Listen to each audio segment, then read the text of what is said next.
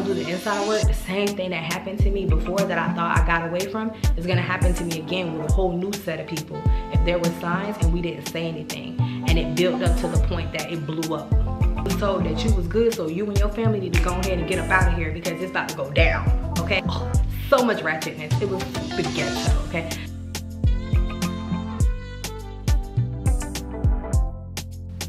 How y'all doing? I ain't gonna lie, I'm a little tired. I had a long day yesterday. My son had his first Jamboree game. That game started at 6 and ended at 9. I didn't get home till after 10. Y'all, I be in the bed asleep by 9 o'clock. So anyways, I woke up, got me some tea. I'm trying to get myself together this morning because we are getting into our first episode of On the Deep End. And we are going to be dealing with resentment, grudges, and bitterness. I introduced this series in my intro video. It was called Something New, or Surprise Something New is coming to the channel. If you want to go ahead and check that out, I'm going to do my best to try and put an iCard or even a link down below so you can check it out, because I introduced 2 series in addition to this one. There was one other one. If you want to learn more about it, click that video to find out. But today our focus is on the deep end, and we're going to be dealing with resentment, grudges, and bitterness. So let's go ahead and get right into it. What is a grudge, right? Like, I think that sometimes we have an understanding of the word based on what someone told us or based on what we've seen. But I have some teachers that have really been working with me on making sure that when I say I know a word, I know it because it's based on my understanding of the word. Like, I looked it up, I did my research. It's not based on what I was taught or what I was told, but it's in comparison where this person said something and I went and fact checked it to the best of my ability to do so, just to confirm, because a lot of times we're being taught things in error and it's not intentional. It's just because tradition. Sometimes their mama told them this, so they told them and they told them, but no one ever went back to kind of maybe look in the origin of where these things came from. And just to the best of your ability, I'm not telling you to do all that, but this is what I did when I was dealing with resentment, grudges, and bitterness, because one of these words in here, I didn't think that I related to because I wasn't aware of what the actual meaning of the word was. I just knew what it looked like. All right, so let's get into it. We're gonna define what a grudge is. A grudge is a persistent feeling of ill will or resentment resulting from a past insult or injury. All right, now ill will, a persistent feeling of ill will. What is ill will? Ill will is animosity or bitterness. So a grudge is a persistent feeling of bitterness resulting from a past injury or insult. A past insult or injury. All right, what about resentment? Resentment is a feeling of angry displeasure. If any of these words are relating to you, where you kind of thinking like, you know, I think I kind of felt that before, or that's happened to me, or you know what I'm saying? Like this section that we're in right now is going to be one to just define these words. And if you relate to any of these words in any kind of way, which in all honesty, I believe that we all can. Like, who hasn't been insulted? Who hasn't been injured deeply by a loved one or someone who they thought cared about them? I think we all experience this at some time. But the problem is when we experience these things and we act as though we're not experiencing them, and then we react at the wrong time. What they say, you blowing up because you didn't deal with it at the time when it happened. But sometimes we're not aware of what we're going through during those moments. So I just want to let you know, as I'm reading through these definitions, this is what was going through my mind. You know, did I ever have a persistent feeling of bitterness, resentment resulting from a past insult or injury? That's a grudge. If you're holding someone hostage, or you treat somebody or you look at somebody a certain way because of something they did in the past, that is a grudge that you have against that person. You don't like them not because of something they did today. You don't like them because of something they did 5 years ago. Are they still doing this today? Do they still have this effect on you today? I mean, if it's not something you can look past, I would say maybe separate yourself from that person so that this wound isn't opening up over and over again. Especially if this is someone whom you can separate from. You know what I'm saying? I think there's some situations where you may not be able to, you know, for personal reasons. Maybe you live with this person and you're not able to, you know, get the means to do your own thing just yet. But I would say maybe get your money up so you can do what you need to do. Just saying. I don't know who that's for. That just popped in my head. Anyways, resentment, a feeling of angry displeasure. Interesting. When you're angered about something, I was like, a lot of my emotions in the past were triggered by anger. I didn't see myself as a sad person because I didn't really cry all the time. And the only time I wouldn't cry was when I was angry about something. That's a sign of resentment. Now let's get into bitterness, because this one right here is what changed the game for me when I looked up the word bitterness. Bitterness is anger and disappointment at being treated unfairly, which results in resentment. Bitterness is a root that causes trouble and torment. Also, many become defiled by it. You can become contaminated and defiled by it. I believe that bitterness is what a lot of people face or a lot of people deal with. I can tell by their actions that they're dealing with bitterness, but I never actually understood the word itself, like what causes bitterness per se, outside of, you know, what I was told or what I saw. But when I looked up the definition, that changed the game for me. I was like, oh my gosh, bro, you kind of a little salty, like you got a little bitterness towards you. Still holding on, not necessarily to this day, but I'm just saying, like, at the time when I was dealing with this. So here's one thing, and I promise you I'm not trying to be offensive when I say this. Bitterness, right? Let's talk about it. Have you ever been told that you have a resting bee face? Or have you ever seen anyone with a resting bee face? I don't know where social media thought to make that a resting bee face cute, but I'm gonna be honest right now. I'm saying what I'm saying. A resting bee face is not cute, okay? A resting bee face, in all honesty, is a resting bitterness on your face. I know that you refer to the B-I-T-C-H word. I was like, but back when I was like, I don't want to say back in the days because I'm still young, baby.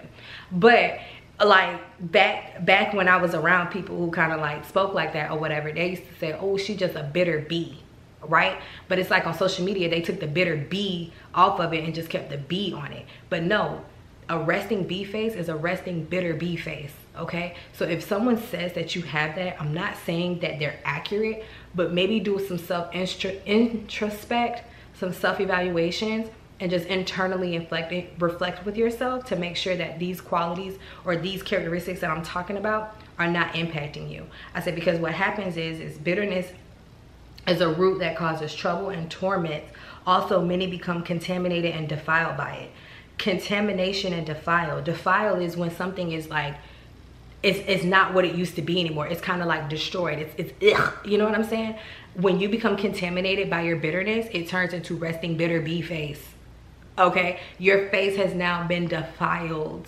You are literally an example of resting bitterness on your face. So I cannot imagine someone saying, oh, I was told I have a resting bee face, but it's cute.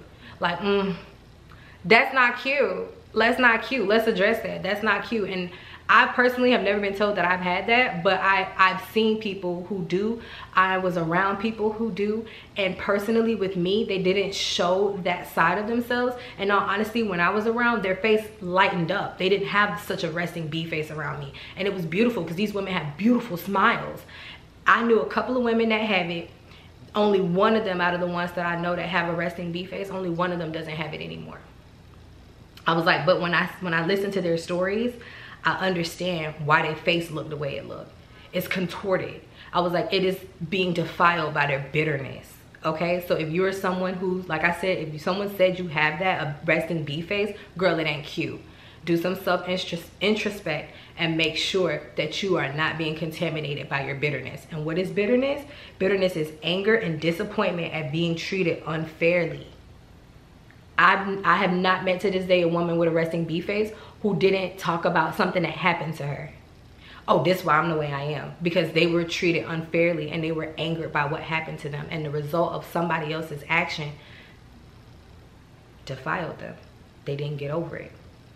So now you can, I hope that this helps you understand why some women have that face and also how it occurred.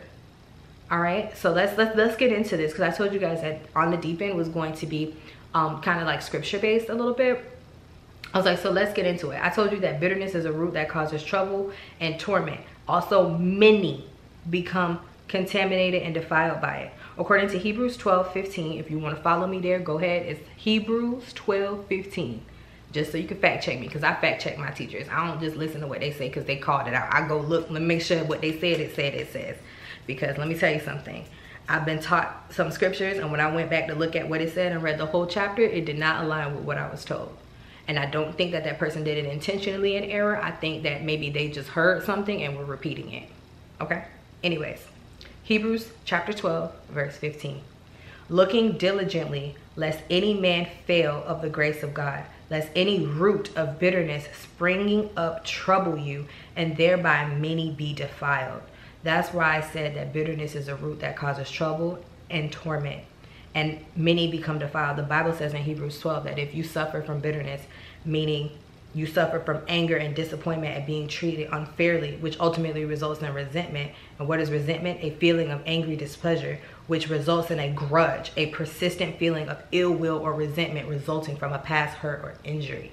Like, all of these words are tied together. They're related. It's like something happens to you, then you internally reflect it, and then maybe you start to have it on the inside as an emotion, and then eventually you start speaking a certain way, you start acting a certain way because of something one person or someone, multiple, whoever did to you in your past. And you're letting it impact your present to the point that it's resting on your face. Like, people can, like, if you see somebody with a resting B face, internally, this is what you can say. That person has anger and disappointment at being treated unfairly.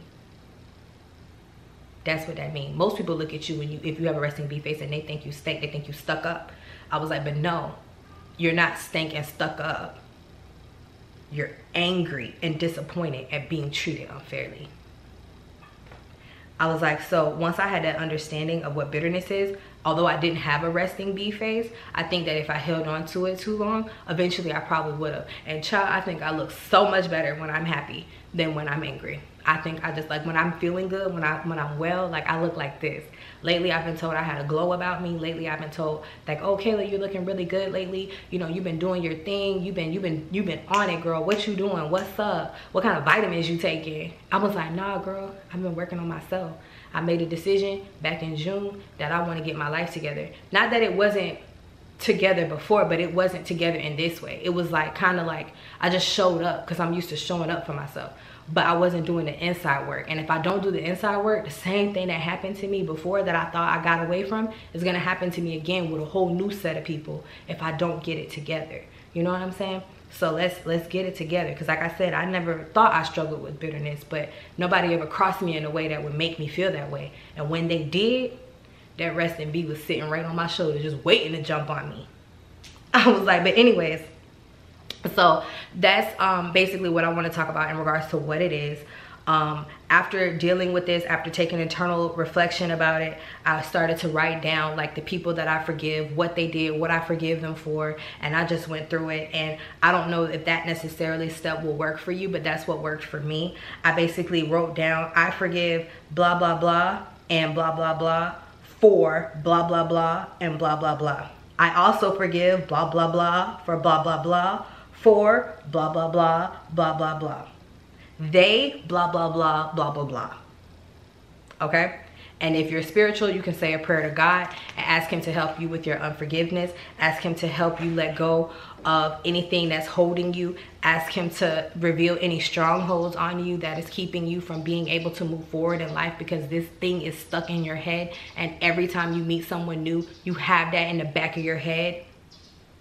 I'm not saying to act like, oh, I just walk around forgiving everybody that hurt me or whatever, but no, just don't allow it to hold you hostage. Don't allow it to make you fear doing anything else. Grow as a person, learn from your mistakes, maybe be aware of the signs, voice your opinions more, because a lot of the times I think the way people are able to hurt us that bad is because there were signs and we didn't say anything, and it built up to the point that it blew up. And now you're like, oh, I should have said something, or oh, back then I did see that, I did notice that, there were signs and I did nothing about it.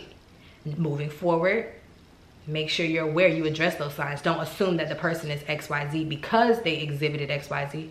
Fact check it, verify it, make sure that what you're feeling is accurate. Be honest with yourself, number one, and then number two, be observant so that it don't happen to you again. Not to be fearful of it happening to you again, because now we know what to do to avoid it from contaminating us and defiling us. We know we gotta, get it out real quick, and just work through it. It may take you some time, but if you start practicing these things, it's going to help you. So going from what the bitterness part was, I also want to make sure that I explain how important it is to make sure that we're paying attention to how we feel about situations and things, because once you decide to let it go, once you decide to give it to God, you have to start practicing a different way of handling situations, of not holding on to things. Because what will happen is when God delivers you, if you're spiritual, when God delivers you, you don't want to end up like Lot's wife, okay? Because when you cry out for help, he's gonna help you. And when he moves you, he might not move you in a way that's comfortable. He may move you in a way that, you know, it's unknown, it's foreign, because you're entering in a different way of life that you've never experienced before. And if you guys aren't familiar with the Bible in regards to their stories and stuff, I'll give a brief explanation of it. But basically, Lot's wife was, they lived in Sodom and Gomorrah, and that's a whole nother story. If you like Game of Thrones or any of those type of kings and queens type things, you will really get into the Old Testament. And even if you're not that type, I know how to make it modern day for you. Basically in that story, they lived in Sodom and Gomorrah. And it was such a terrible town. Like, these people did the worst things. Like, imagine like the most ghettoest place on earth with all the foolishness that's going on. That's where Lot lived, right? And Lot was the cousin of, I think it was Abraham. He was his cousin. Y'all know Abraham was super righteous or whatever in the eyes of God, right? And Abraham was Lot's cousin.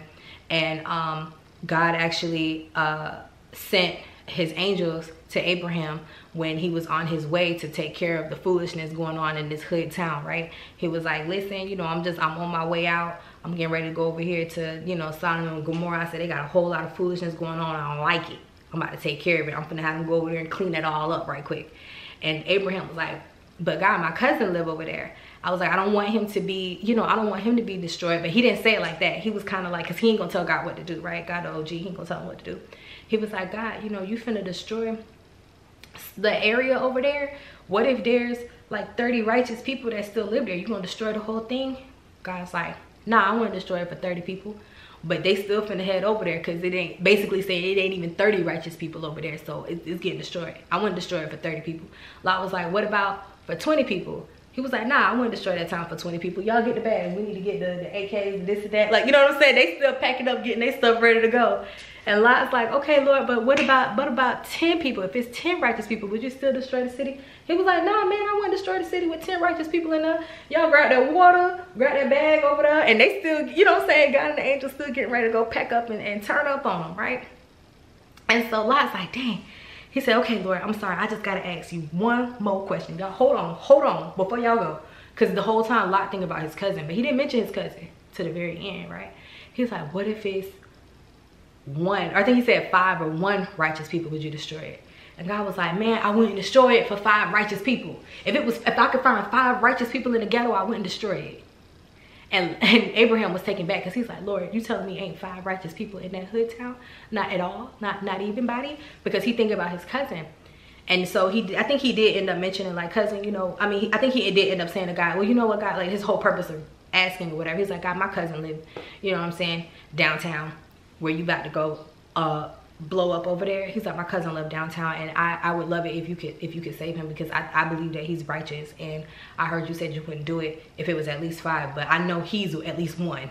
So would you save him, Lord? And God was like, oh yeah, I'll take care of him, no problem, but I'm still blowing up this town. And so, you know, God, angels, and everybody, they went out over there, whatever, to the area, and the 2 angels, they come knock on the door. And they basically telling Lot, hey, we about to take care of this thing down here, but we was told that you was good, so you and your family need to go ahead and get up out of here, because it's about to go down, okay? Like, he was like, it's about to go down. And they were like, oh my gosh, okay. But as you read the story, you'll get to know a little bit more about Lot family and why God was like, ain't 5 righteous people there, because Lot had himself, his wife, his 2 daughters, his sons, their wives. Like, Lot had a family of at least about 8. And God told him it wasn't 5 righteous people there. So he's like, oh shoot, like, what my cousin family got going on? You know what I'm saying? That's a whole nother story. Anyways, but yeah, so the angels go and they telling him to get his stuff up, and him and his family need to get up out of there, because it's about to go down, and I'm giving you a warning. You know, God had favor on you, and you and your family, even though your family ain't righteous, but they didn't say that. They said you and your family need to bounce, y'all need to get up out of here. And I think at the time when the angels came, Lot's sons was like in the back drunk, kicking it in the backyard, and they was like, they ain't going nowhere. I said, and at the same time as that was happening, for those of you that know the story, some people came, you know what I'm saying, while the angels was inside, you know. I think they came inside to like help them get their stuff or whatever. I don't know what exactly why they was in there that long, but they came inside, and after, oh, they came inside to talk a lot, to tell his family to get their stuff together. But while this conversation is happening, some dudes that was sitting across the street watching, because if y'all ever grew up in the hood, it's always somebody outside on the patio, they watching, okay? So some people was outside watching his front door, like, you know what I'm saying, like not watching for good, but just watching because that's their area and they like to know who coming and going, you know. So they watching, and they seen these two unfamiliar, they didn't know they was angels, they just seen these two unfamiliars coming up and knocking on Lot's door, going inside. And so they came up after, you know, Lot in the inside talking with the angels, and they come up knocking on the door. So I'm like, hey, who is that up in your house? Who are those two guys that came up in here? Tell them to come outside, we want to talk to them. And just to keep this video PG, they wasn't trying to talk to him, okay? They wanted to talk to him. And I don't mean no fighting hands. I mean, they was trying to, you know what I'm saying? They was trying to with him, okay? Read the story, y'all. So, that's why I said I don't want to hear about no virgin ears, because there was so much hood stuff going on in this video. Like, oh, so much ratchetness. It was the ghetto, okay? The whole Old Testament is ghetto. Anyways, but, so yeah, so Lot was like, no, you don't want to mess with those guys. Let's not do this, guys. Like, you don't know who they are. You know, you don't want to mess with them. Like, don't mess with them. They didn't, the people that was trying to hook up, they didn't know that those guys were angels at Lot's house. But Lot knew, and he was telling them, guys, please don't do this. Like, don't do it. Anyways, them guys was like, man, who is that up in there? We ain't never seen them before. That's fresh meat, basically, you know? And Lot was like, no, you don't want to mess with these guys. You don't want to mess with them. I'm telling you, please don't. Matter of fact, I got 2 daughters. They virgins. You want me to bring them out here? You can talk to them. They ain't got nobody. Hey, so-and-so and so-and-so, come over here. And it was like, no, we don't want them. We know who they are. We don't want them. We want them, the ones in the back. And I was just like, oh my gosh. As I'm reading the story, I was like, ooh, what's gonna happen? Anywho, them people heard Lot going back, the angels heard Lot going back and forth with these men that was trying to, you know, fill these dudes out or whatever. And they said, Lot, you know what? I think I literally, in my mind, they literally did the Matrix move and just grabbed Lot and pushed him to the back. Because in my mind, that's how I read it. They Lot to the back and shut the door. And them angels handled business, okay? They went out there and they blinded them men, okay? I don't know if they did all of this, but the Bible says that the angels went out there and they blinded the men. I was like, in my mind, they blinded the men, okay? And I'm saying 2 shots to the head, and you know he, okay? Anyways, so that's what happened to them. And then the angels grabbed Lot and his family and like literally like threw them out, and whoever they want to come, they let them stay. And they said, y'all need to go now. Matter of fact, when you go, don't look back. They didn't tell them why. They just said leave. And there was another conversation that happened about where they was gonna go, because Lot was like, okay, but like, where am I gonna go? Like, this is the only home I know. And he was like, go to the mountains or something. He was like, I can't go to the mountains. I'm old, I'm not gonna make it. You know, I ain't been riding my Peloton, my knees are weak. I need to go somewhere else. Can I go over here? I mean, it's out of the way, but it's not that far. I can make it there. And them angels was like, if you don't get up out of here, I don't care where you go, just get up out of here. And can you imagine being rushed out of your home and the only thing you can take with you is just your bags, like whatever you can hold on your persons, and they're not really giving you much information. They just telling you to get up out of here because something bad about to go down. Kid you not. I think they probably got like down the street out the neighborhood, and like his wife looked back and she turned into a pillar of salt. Like, oh my gosh. Anyways,